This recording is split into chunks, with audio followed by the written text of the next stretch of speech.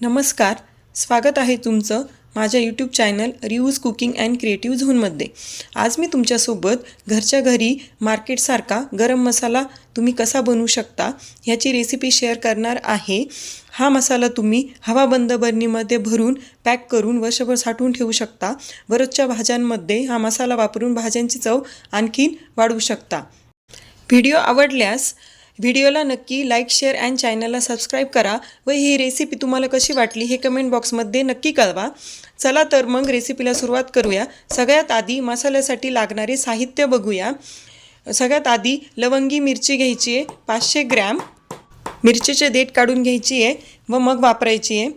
धने घ्यायचे आहे 250 ग्रॅम, नंतर तमालपत्र, शहाजिरा, काळी मिरी, हावरी, रामपत्री, जावित्री, खडा हिंग, खसखस, जायफळ, जिरे, दालचिनी, लवंग, हळद, बडीशेप, दगडफूल, चक्रफूल आणि वेलची हे सर्व साहित्य प्रत्येकी 10-10 ग्रॅम घ्यायचं आहे।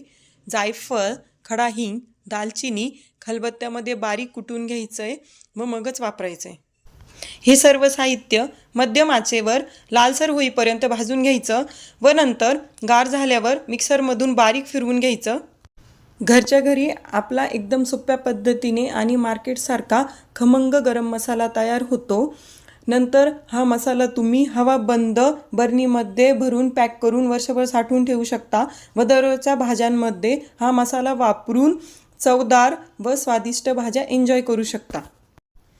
ही होममेड गरम मसाल्याची रेसिपी तुम्हाला आवडली असल्यास व्हिडिओला लाईक, शेअर अँड अशाच टेस्टी रेसिपींसाठी चॅनलला नक्की सबस्क्राईब करा व ही रेसिपी तुम्हाला कशी वाटली हे कमेंट बॉक्समध्ये नक्की कळवा।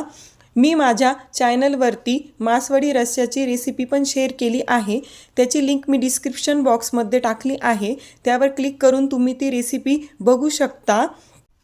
चला तर मग भेटूया अशाच घरगुती सोप्या आणि टेस्टी रेसिपींसोबत। Thanks for watching.